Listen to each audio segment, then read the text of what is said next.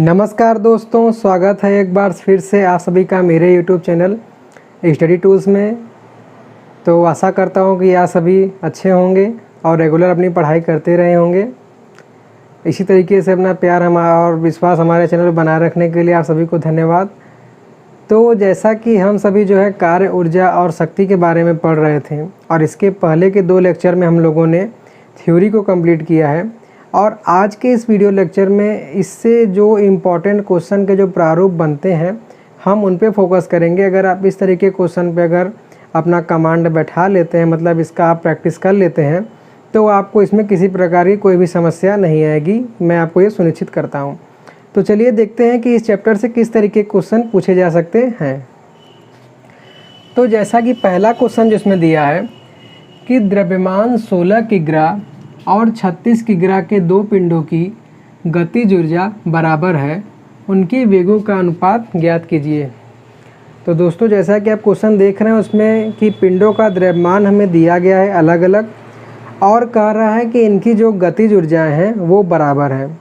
तो हमें इनका जो है कि वेगों का जो है अनुपात वो ज्ञात करना है। तो इसीलिए मैं आपको ये बता देना चाहता हूँ कि ये जो वीडियो लेक्चर है वो सभी आप जो वनडे एग्जामिनेशन की तैयारी कर रहे हैं उसके लिए महत्वपूर्ण है। तो आप चाहे जिस एग्ज़ाम की तैयारी करें उसके लिए इसे आप पढ़ सकते हैं। तो क्वेश्चन को देखते हैं कि जैसा क्वेश्चन में कह रहा है कि दोनों पिंडों की गतिज ऊर्जा बराबर है। मतलब कि अगर आप माने अगर पहले पिंड की गतिज ऊर्जा K1 है और दूसरे पिंड की गतिज ऊर्जा अगर K2 है तो दोनों बराबर हो गया। और K1 जैसा कि हम जानते हैं कि गतिज ऊर्जा का सूत्र होता है K बराबर 1/2 mv²। तो पहले पिंड के लिए 1 ले रहे हैं तो पहले पिंड की गतिज ऊर्जा हो जाएगी 1/2 m1 v1 का स्क्वायर बराबर दूसरे पिंड की अगर बात करें तो 1/2 m2 v2 का स्क्वायर। तो यहाँ पर हम देख रहे हैं कि m1 1/2 इस साइड भी है, 1/2 इस साइड भी है। तो ये जो 1/2 है इस 1/2 से कट जाएगा। ठीक है। अब जैसा कि पहले पिंड का जो द्रव्यमान दिया है 16 किग्रा और दूसरे पिंड का 36, तो इस m1 की जगह हम लिख सकते हैं 16 और v1 स्क्वायर ऐसे रह जाएगा और m2 की जगह हो जाएगा 36 और v2 का स्क्वायर। तो हमें दोनों पिंडों के वेगों का अनुपात निकालना है। मतलब कि v1/v2 जब हम करेंगे तो v1 का स्क्वायर बटे v2 का स्क्वायर हो जाएगा। इस साइड ये 36 है और 16 इसके बटे में आ जाएगा। क्योंकि इधर दोनों का वर्ग दिया है तो दोनों साइड हम करनी कर देंगे। करनी कर देंगे तो इन दोनों का वर्ग हट के आ जाएगा v1/v2 और 36 का जब वर्गमूल निकालेंगे तो ये 6 हो जाएगा और 16 का वर्गमूल करेंगे तो 4। देखिए कैसे हुआ। इस 36 को हम लिख सकते हैं 6 × 6 और 16 को लिख सकते हैं 4 × 4। तो 4 का जोड़ा बना नीचे आ गया, 6 का जोड़ा बना इधर आ गया और करनी हट गया। तो इस तरीके से दोनों पिंडों का जो वेगों का अनुपात था v1/v2 हम निकालेंगे तो ये 2 तिहाई 6 और 2 दूनी 4 से 3 संबंधे 2 आ जाएगा। इसको आप नोट कर लीजिए। तो इस तरीके से पहला क्वेश्चन ये हो गया। अब दूसरा क्वेश्चन में क्या कर रहा है कि किसी वस्तु का द्रव्यमान 8 किलोग्राम है, इसकी गतिज ऊर्जा 24 जूल है, इसका वेग ज्ञात कीजिए। मतलब कि इस क्वेश्चन में हमें वस्तु का द्रव्यमान ज्ञात है और उसका गतिज ऊर्जा ज्ञात है, तो हमें इसका वेग ज्ञात करना है। ये भी बिल्कुल एकदम सिंपल सा सवाल है। क्या दे रहा है? गतिज ऊर्जा, जिसको कि हम K से दिखाते हैं। K का मान दिया हुआ है 24 जूल और उसके साथ जो पिंड का द्रव्यमान है m बराबर दिया हुआ है 8 किलोग्राम।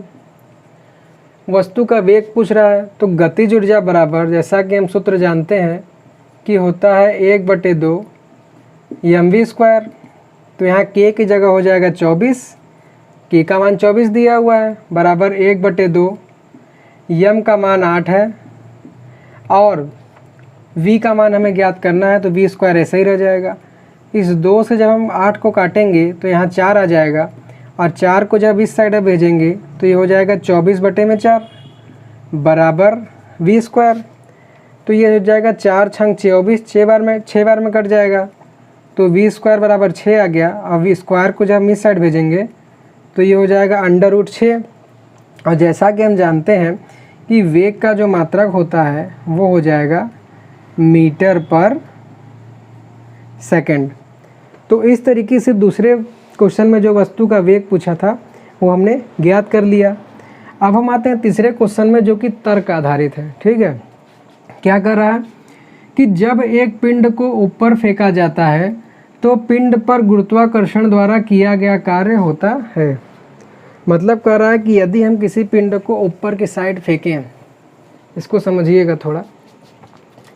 कह रहा है कि मान लीजिए ये कोई पिंड है, ठीक है, ये कोई पिंड है, इसको हम ऊपर के साइड फेंक रहे हैं। ठीक है, ऊपर के साइड फेंका। जब ऊपर की साइड फेंक रहे हैं तो गुरुत्वाकर्षण द्वारा किया गया कार्य ज्ञात कीजिए। अब आप ये बताइए कि इसमें न तुम्हें वस्तु का द्रव्यमान ज्ञात है, न तो जो है हाइट ज्ञात है, और न ही पिंड का वेग, खाली कह रहा है फेंका है। तो हम कैसे इसको ज्ञात कर सकते हैं कि जो वस्तु का वेग कितना, गुरुत्वाकर्षण द्वारा किया गया कार्य कितना होगा? ये सोचने वाली बात है। तो इसीलिए मैंने आपसे पहले ही कहा कि ये जो क्वेश्चन है वो तर्क आधारित है, क्योंकि इसमें कह रहा है कि गुरुत्वाकर्षण, तो गुरुत्वाकर्षण वस्तु पे किस चीज़ पे कार्य करता है? जो वस्तु का द्रव्यमान होता है। जैसे ये जो मार्कर हमने लिया है हाथ में, अगर हम इसको नीचे फेंकेंगे तो ये तुरंत नीचे गिरेगा। क्यों गिरा? क्योंकि वस्तु में द्रव्यमान था। जितना वस्तु हल्की रहेगी उतना ही धीरे धीरे गिरेगी, जैसे कि होता है रुई वगैरह हो गया।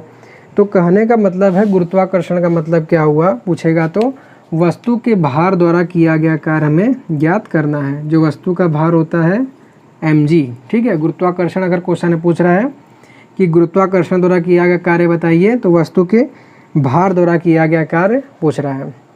तो जैसा कि हम जानते हैं कि जो कार्य का सूत्र होता है W बराबर F × d cos थीटा, लेकिन यहाँ पर ना तो हमको बल ज्ञात है, विस्थापन भी नहीं ज्ञात है, केवल ज्ञात है cos थीटा।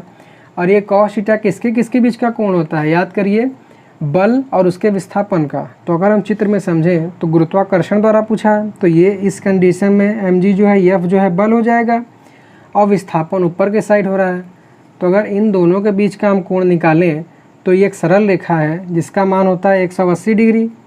तो यहाँ पे cos थीटा की जगह हो जाएगा 180 डिग्री, और cos थीटा का मान होता है -1।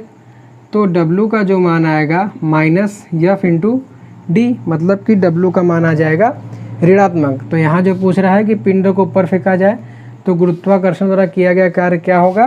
तो वो ऋणात्मक होगा। इस क्वेश्चन में थोड़ा ऐड कर लीजिए गुरुत्वाकर्षण किया गया कार्य की प्रकृति क्या होगी। ठीक है, इसको आप ऐड कर लीजिए इसमें। तो आशा करता हूँ समझ गए होंगे। अब चौथे क्वेश्चन पे आते हैं।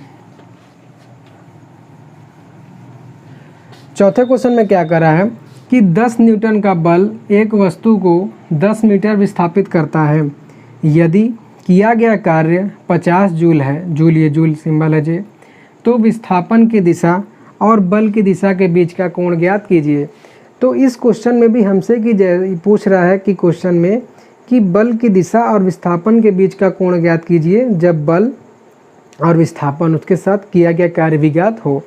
तो फॉर्मूला वही सेम लगेगा, क्या? W = FD cos theta.